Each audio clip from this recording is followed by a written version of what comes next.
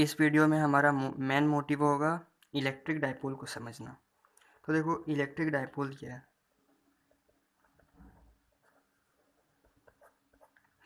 तो electric dipole basically क्या है, एक पॉजिटिव चार्ज लो एक नेगेटिव चार्ज लो, और मीन्स वो बहुत काफ़ी क्लोज होते हैं एक दूसरे के, दोनों के बीच का डिस्टेंस ए जो है वो काफ़ी स्मॉल होता है। A is very very less. ये एक सिंपल कन्फिग्रेशन है, इसे ही हम कहते हैं इलेक्ट्रिक डाइपोल। तो देखो इलेक्ट्रिक डाइपोल हम लोग पढ़ते क्यों हैं, इलेक्ट्रिक डाइपोल का मेन यूज केमिस्ट्री में तुमने पढ़ा होगा, polar and non polar molecules. ये जो पोलर मॉलिक्यूल्स होते हैं ना, और ये नॉन पोलर मॉलिक्यूल्स भी होते हैं, दोनों बेसिकली जो है वो एक डाइपोल है। पोलर मॉलिक्यूल्स क्या होते हैं, वो परमानेंट डाइपोल होते हैं, और non polar molecule temporary dipole. अब देखो होता है क्या, इसको पहले समझ लेते हैं। पोलर डाइपोल में बेसिकली क्या होता है कि नेट चार्ज मॉलिक्यूल का जो है वो जीरो होता है, लेकिन फिर भी उसके पास कुछ पॉजिटिव चार्ज है, जैसे H2O का केस लो, ठीक है। इसके कारण इसके पास, अरे यार, इसके पास यहाँ पे थोड़ा पार्शियल नेगेटिव साइन है, तो ये थोड़ा पार्शियल पॉजिटिव चार्ज भी आ जाता है। और ये दोनों चार्ज इस तरह होता है कि इसका नेट चार्ज जो है वो अभी भी जीरो होता है, लेकिन फिर भी कुछ पॉजिटिव चार्ज है कुछ नेगेटिव चार्ज है, जिसके कारण से कि इसमें एक डाइपोल मोमेंट आता है। ये परमानेंट है, इसमें तुम कुछ भी करो ये रहना है। नॉन पोलर में क्या होता है कि पॉजिटिव और नेगेटिव चार्जेज जो होते हैं वो ओवरलैप कर ले होते हैं एक दूसरे के ऊपर, लेकिन जब तुम उस पर कोई इलेक्ट्रिक फील्ड अप्लाई करोगे तो positive charge towards electric field और negative charge away from the electric field कुछ इस तरह मूव कर जाएगा। और इस मूवमेंट के कारण जो है, अब देखो दोनों सेपरेट हो गया, तो पॉजिटिव और नेगेटिव के बीच में कुछ डिस्टेंस आया, तो नॉन पोलर मॉलिक्यूल में ये होता है, तुम इलेक्ट्रिक फील्ड हटाओ वो फिर से वापस आ जाएंगे, वो हम पढ़ेंगे, इसके बारे में बहुत डिटेल में पढ़ना हमें आगे चैप्टर में पोलराइजेशन में कैसे ये सब होता है, ठीक है। तो ये बस एक आइडिया था कि क्यों हम लोग इलेक्ट्रिक डाइपोल को पढ़ते हैं। तो सिंपल, काफ़ी सिंपल चीज़ है यार इलेक्ट्रिक डाइपोल। क्या कर रहे हैं, एक पॉजिटिव एक नेगेटिव चार्ज लेते हैं, दोनों के बीच का डिस्टेंस मान लो 2a है, आगे कैलकुलेशन में आसानी होगा इसलिए 2a ले रहे हैं, नहीं तो तुम ए भी लो कोई मतलब नहीं, काफ़ी स्मॉल डिस्टेंस होता है। तो इसके कारण अगर तुम्हें इलेक्ट्रिक फील्ड निकालने दिया गया, मैं बस हिंट देता हूँ इस वीडियो में भी फिलहाल। मान लो कि ये सेंटर O है, ठीक है ना, यहाँ से ये r डिस्टेंस पे हमें इलेक्ट्रिक फील्ड निकालना due to this dipole P point पे। तो तुम क्यू के कारण निकाल सकते हो, ये डिस्टेंस कितना हो जाएगा क्यू के कारण, अगर ये r है तो r माइनस है, और इस क्यू के कारण कितना हो जाएगा डिस्टेंस r प्लस है। इसके कारण फोर्स का डायरेक्शन बता सकते हो, सॉरी इलेक्ट्रिक फील्ड का डायरेक्शन टुवर्ड, इसका अवे, दोनों एक दूसरे को माइनस कर रहा है। इसके कारण इलेक्ट्रिक फील्ड क्या हो जाएगा, के Q by r plus a का होल स्क्वायर, इसके कारण माइनस ऑफ के Q by are minus a का होल स्क्वायर। डायरेक्शन मान लो ये मेरा आर के पास, अच्छा एक बात sorry, direction of dipole, dipole का डायरेक्शन होता है, डाइपोल चूंकि देखो डायरेक्शन का जरूरत कैसे पड़ा, यहाँ पे मेरे को पड़ गया ना, अब मैं इलेक्ट्रिक फील्ड का डाइपोल डायरेक्शन कैसे दूँ ये, लेकिन यहाँ अगर तुम ध्यान से देखो तो इसका एक ओरिएंटेशन है, ये हमेशा इस डायरेक्शन में होगा। तो सिंपल है, तो हम क्या करते हैं इस डायरेक्शन को डाइपोल मोमेंट का डायरेक्शन मान लेते हैं। ये एक कन्वेंशन है कि पॉजिटिव टू नेगेटिव जो है ये डाइपोल मोमेंट का डायरेक्शन होता है। तो अगर ये पी वेक्टर है तो डायरेक्शन क्या हो जाएगा, P cap something like that. Now इसको कैलकुलेट करोगे, तोड़ ताड़ के निकालना तुम, अब ये तुम्हारा काम है, कर ही देते हैं, मैं भी कर ही देता हूँ यार। तो के क्यू को कॉमन लो, इसको तोड़ोगे तो क्या हो जाएगा, r square plus a square minus of 2ar minus r square minus a square minus 2ar by r plus a का whole square into r minus a का होल स्क्वायर, ठीक है। ये कट जाएगा, ये कट जाएगा, तो आ जाएगा माइनस ऑफ 4ar के q by r square minus a square का whole square p cap. Sorry sorry sorry, मैं शायद थोड़ा सा कन्फ्यूजन, डायरेक्शन ऑफ डाइपोल होता है negative charge to positive charge, तो डाइपोल का डायरेक्शन अभी इस डायरेक्शन में हो जाएगा। तो उसी कारण मेरे को डाउट होता है, ये तो माइनस पी कैप होगा, सॉरी। तो फाइनली ये आ जाएगा 4ARKP/r² माइनस a² का होल स्क्वायर पी कैप।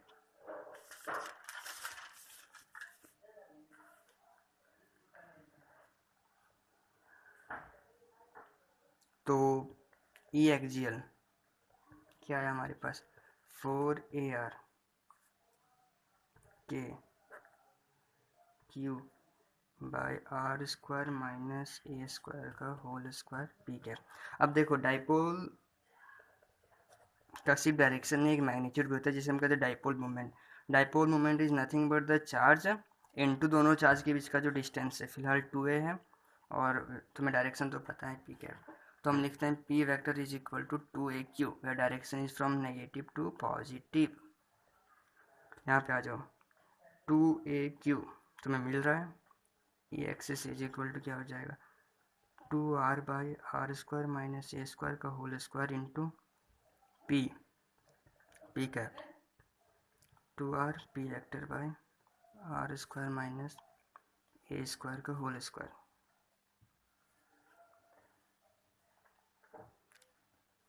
ना अगर तुम डाइपोल से बहुत दूर चले जाओ तो तुम्हारा ए जो है वो नेग्लिजिबल हो जाएगा इन फ्रंट ऑफ आर, तो उस केस में क्या हो जाएगा, 2rp/r² का स्क्वायर कट के आ जाएगा 2p³ यही देखो, यही डाइपोल मोमेंट का यहीं पे खासियत है। डाइपोल मोमेंट बेसिकली जो है वो डिस्टेंस के साथ इसका प्रोपोर्शनलिटी 1/r³ होता है। नॉर्मली चार्ज का क्या हो देखा था हमने 1/r², लेकिन डाइपोल के साथ 1/r³ होता है, वो डिस्टेंस के साथ कुछ ज़्यादा ही स्पीड से घटता है इलेक्ट्रिक फील्ड, और यही पोटेंशियल में भी हम देखेंगे इसके डाइपोल के। तो ये काम मैंने एक्सियल में निकाल के दिखाया। अब इक्वेटोरियल में अगर बात करूँ मैं, तो ये पॉजिटिव चार्ज है, ये नेगेटिव चार्ज है। इक्वेटोरियल का होता है middle line just passing through mid point O. ये डिस्टेंस तुम्हें पता है 2a है, मान लो तुम यहाँ से r डिस्टेंस में निकाल रहे हो, ये अपनी और इसका इलेक्ट्रिक फील्ड टुवर्ड्स होगा, इसका इलेक्ट्रिक फील्ड अवे होगा।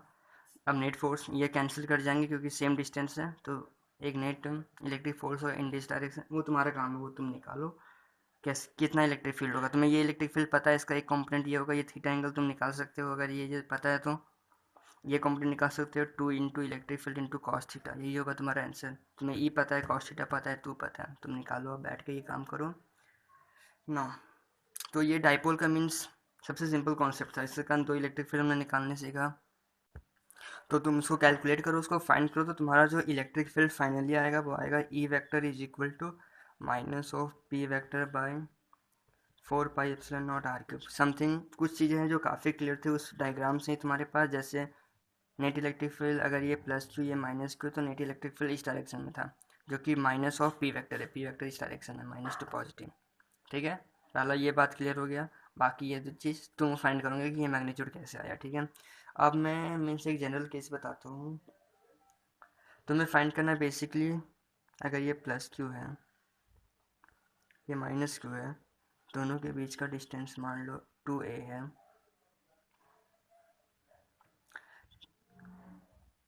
ये थीटा, सॉरी ये ओ है ओरिजिन, यहाँ से थीटा एंगल पे r डिस्टेंस में पॉइंट p है। ठीक है ना, तो मैं यहाँ पे इस डाइपोल के कारण क्या इलेक्ट्रिक फील्ड होगा। अब देखो ये बेसिकली क्या है, मैंने अब तक क्या बताया था, theta equal to 0 axial condition, theta equal to π/2, वो दोनों ये क्या कहते हैं पार्टिकुलर कंडीशंस थे। अब ये मैंने जनरल करने की कोशिश की, एक थीटा एंगल दिया पी पॉइंट तो पता करना है, और ये ज़्यादा दूर में, सॉरी ये जो फॉर्मूला बेसिकली वो इक्वेटोरियल का when r is greater than a वाला केस है।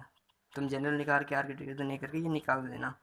ठीक है, अब देखो इसमें इलेक्ट्रिक फील्ड कैसे पता करें, तो इसमें 2 तरीके हैं, या तो तुम इसके कारण इस पॉइंट पे इलेक्ट्रिक फील्ड निकालो और कंडीशंस डालो कि r greater than a something like that, तो तुम्हें मिल जाएगा। तो एक और क्या कर सकते हो, मान लो इसका डाइपोल क्या हो जाएगा इस डायरेक्शन में ऑफ p वेक्टर। ठीक है,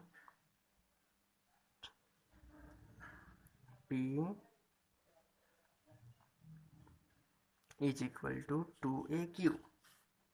इसको 2 कॉम्पोनेंट में तोड़ दो, एक along this something like this p cos theta, और एक इसके परपेंडिकुलर जो इस तरह हो जाएगा, पी साइन थीटा, ठीक है।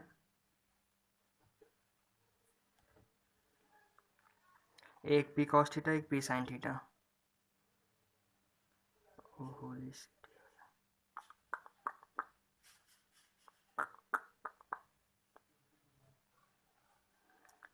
ये जो है ये पॉइंट पी, अब इसके कारण लीनियर पोजीशन पे और इसके कारण पी कॉस थीटा कारण इक्वेटोरियल पोजीशन पे, तो मैं लीनियर का फॉर्मूला पता है plus 2p vector by 4 pi epsilon naught R cube, और तुम्हें इक्वेटोरियल का फॉर्मूला पता है, तो ये पी कॉस थीटा हो जाएगा और minus of P vector by 4 pi epsilon naught R cube P sine theta हो जाएगा।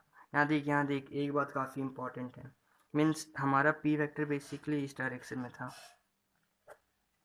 और ये एंगल मैंने थीटा लिया, तो तुम ये एंगल थीटा लो या फिर तुम ये एंगल क्या हो जाएगा, पाई माइनस थीटा। तो ये बात का ध्यान रखना कि एंगल किस किस डायरेक्शन में लिया गया।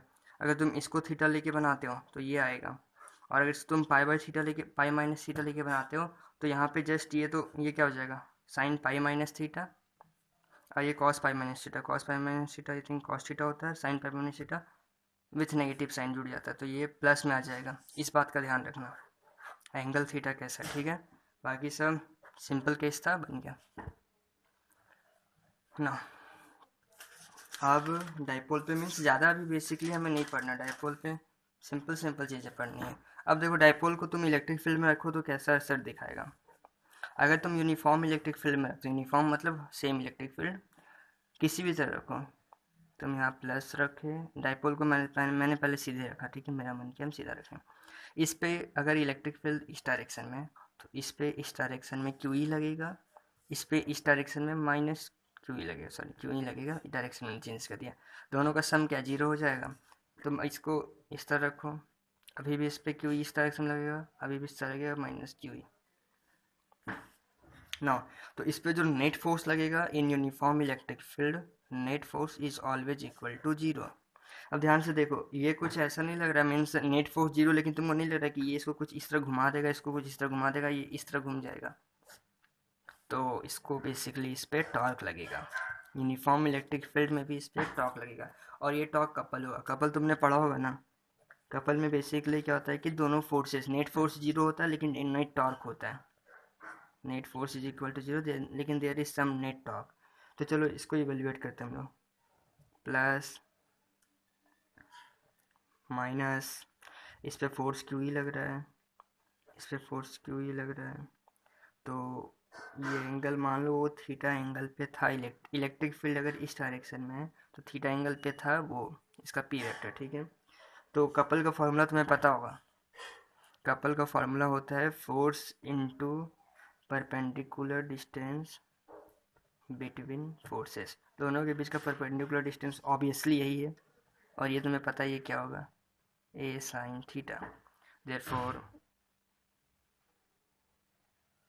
अगर ये 2a है, सॉरी हम लोग अब तक 2a लेके चल रहे थे, तो टॉर्क इज इक्वल टू क्या हो जाएगा, Q E into 2a sine theta. तो इसको लिख सकते हैं P E sine theta. Now I think we have to do, हमें पता करना है साइन क्या होगा ना। नाउ तो अब डायरेक्शन क्या होगा, तो देखो ध्यान से, पी अलोंग इस डायरेक्शन है, पहले देखो टॉर्क का डायरेक्शन तुम बताओ इंट्यूशनली क्या रहा है, ये इधर जा रहा है इधर जा रहा है, तो टॉर्क कुछ इस डायरेक्शन में लग रहा है ना, आई थिंक क्लॉकवाइज, इस केस में क्लॉकवाइज। और तो अब सर्टेनली ये फॉर्मूला देख के तुम्हें नहीं लग रहा है कि ये पी क्रॉस ई होना चाहिए या ई क्रॉस पी होना चाहिए, क्योंकि यही दो ये डायरेक्शन दे सकते हैं। अब कौन सा डायरेक्शन होगा, तो देखो ये डायरेक्शन, ये अगर हम लेते हैं पी क्रॉस ई, तो पी क्रॉस ई का मतलब क्या हुआ, पी की तरफ पॉइंट करो और ऐसा, और ई के डायरेक्शन में घुमा, राइट हैंड थंब रूल। तो टी का डायरेक्शन क्लॉकवाइज, टॉर्क क्लॉकवाइज था, मतलब ये इनटू द पेपर है, ठीक है। तो इलेक्ट्रिक फील्ड क्या होगा, सॉरी, अब हम अगर P क्रॉस E करें तो P E डाउनवर्ड आ रहा है along the direction of torque, और अगर E क्रॉस P करें तो E P अपवर्ड आएगा। तो मीन्स कंफर्म हो गया टॉर्क, अगर वेक्टर फॉर्म में लिखे तो ये क्या हो जाएगा, P क्रॉस E। थोड़ी सॉरी, मैं थोड़ा साइन में कंफ्यूज हो जाता हूँ, मीन्स बेसिकली डायरेक्शन में। तो ये था डाइपोल इन यूनिफॉर्म इलेक्ट्रिक फील्ड। अगर तुम डाइपोल को नॉन यूनिफॉर्म इलेक्ट्रिक फील्ड में रखो तो क्या होगा, अगर तुम डाइपोल को नॉन यूनिफॉर्म फील्ड में रखते हो